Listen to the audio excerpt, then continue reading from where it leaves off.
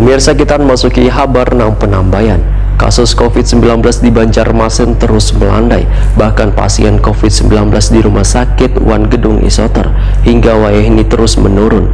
Namun terus melandainya kasus COVID-19 di Banjarmasin belum mendapat surat edaran resmi dari Menteri Dalam Negeri untuk menurunkan level PPKM di kota Seribu Sungai ini, sehingga warga diminta untuk terus menerapkan protokol kesehatan.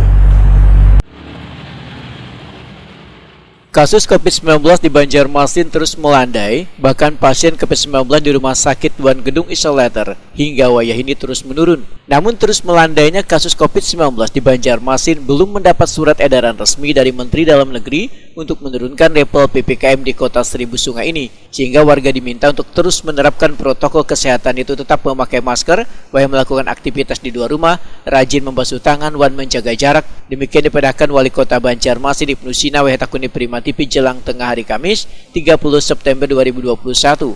Menurut Ibnu Sina, Dinas Kesehatan Banjarmasin beserta beberapa instansi terkait terus bekerja keras melaksanakan vaksinasi secara merata. Pemberian 100.000 vaksin kepada warga harus tetap digaungkan agar kesadaran warga akan pentingnya melakukan vaksin bisa tersampaikan dengan baik melalui berbagai sosialisasi. Ibnu Sina menyatakan, berbagai event dengan mengumpulkan orang banyak untuk sementara belum bisa dilaksanakan, namun untuk sektor ekonomi sudah mulai diberikan kelonggaran.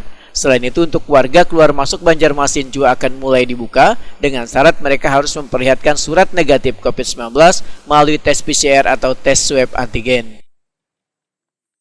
Tetap disiplin, jangan abai lagi. Mungkin saja setelah ini kalau tidak ada varian baru, insya Allah aman. Seiring dengan menggenjot vaksin sampai di atas 50%. Apalagi kemarin kan sudah saya declare untuk yang 100.000 vaksin sampai dengan bulan November puncak Hari Kesehatan Nasional. Di Banjarmasin mudah-mudahan bisa tercapai paling tidak 70%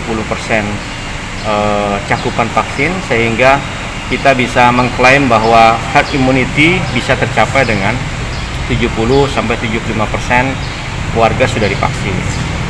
Sulit kita kemudian mengklaim akan terjadi herd immunity kalau kemudian capaian vaksin tidak terwujud di atas 70%. Nah, makanya biar itu kemudian target 100.000 vaksin itu tetap harus kita gaungkan untuk memberikan kesadaran dan penyadaran kepada warga untuk segera divaksin.